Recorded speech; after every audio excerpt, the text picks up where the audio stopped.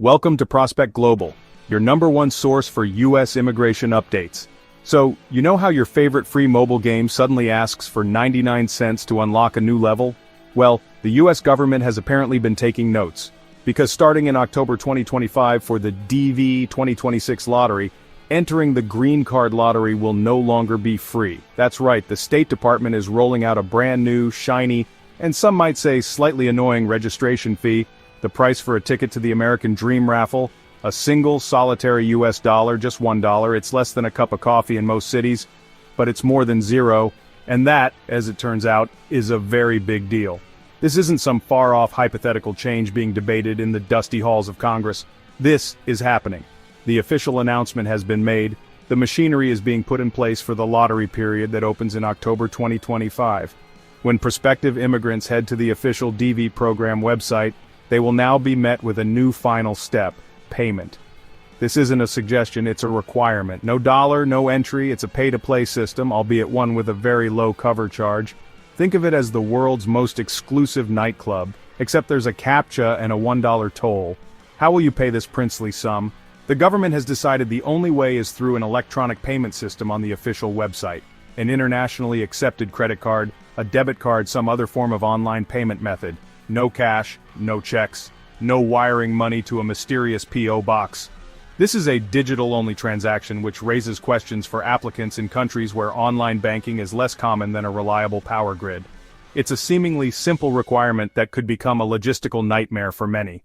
The timing is critical here. The registration period is notoriously short, just over a month from early October to early November. Millions will need to figure out how to make a $1 international online payment within that tight window. It adds a new layer of stress to an already nerve-wracking process.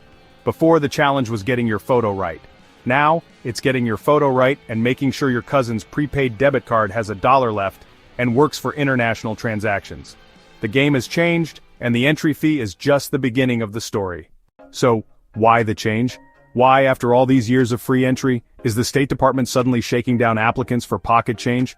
The official explanation? Money. Specifically, cost sharing. Running the DV lottery isn't free. It involves maintaining a secure website that handles millions of visitors, processing all those entries, running the random selection process, communicating with applicants. The government says this small fee will help offset those administrative costs. It's a bit like a restaurant adding a service charge to your bill. But there's another reason: fraud prevention. For years, the DV lottery has been plagued by so-called visa agents or lottery consultants. These are often shady operators charging exorbitant fees for a service that was free. In some cases, agents would submit multiple entries for the same person, or submit entries for people without their knowledge, then demand a huge payment if that person was selected. The government believes requiring a unique payment will make that harder. The dollar is a digital fingerprint, a way to trace each entry back to a single payment. Think of it this way. Before, a scammer just needed time and a script. Now they'd need 10,000 separate $1 payments, likely from 10,000 different payment sources to avoid detection. A massive hurdle. It forces a level of individual participation that wasn't there before. The hope is to weed out industrial-scale fraud and ensure applicants are genuine. It's an attempt to put power back in the hands of the individual applicant, not the predatory middleman. There's also the element of seriousness. A nominal fee asks, "Are you sure?" It's a small barrier to entry, but a barrier nonetheless. The dollar serves as a tiny declaration of intent. Yes, I am serious about this. That could mean a pool of more dedicated, more prepared applicants.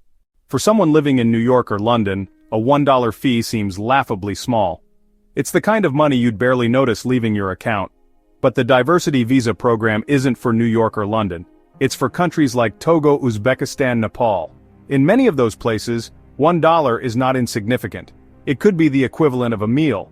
It could be a significant portion of a day's wages. What looks like a molehill in the West can be a mountain elsewhere. The bigger issue is the payment method. Electronic payment required. A credit card or a debit card. Access to formal banking and international payment systems is far from universal. Many people operate in cash-based economies. They may not have a bank account or a piece of plastic to pay on a US site. This digital-only rule risks disenfranchising the people the program should help. It creates a new dependency. If you don't have a credit card, you must find someone who does. Rely on a family member, rely on a friend, or rely on the same agents the fee tried to stop. Agents could rebrand as payment processors, offering to pay your $1 for a small fee, $10, or $20. Fraud could shift from fake entries to exploiting payments, spawning $1 moneylenders. The system could empower new gatekeepers. A rule meant to level the playing field could do the opposite. It could create a two-tiered system, those with access to international finance, and those without.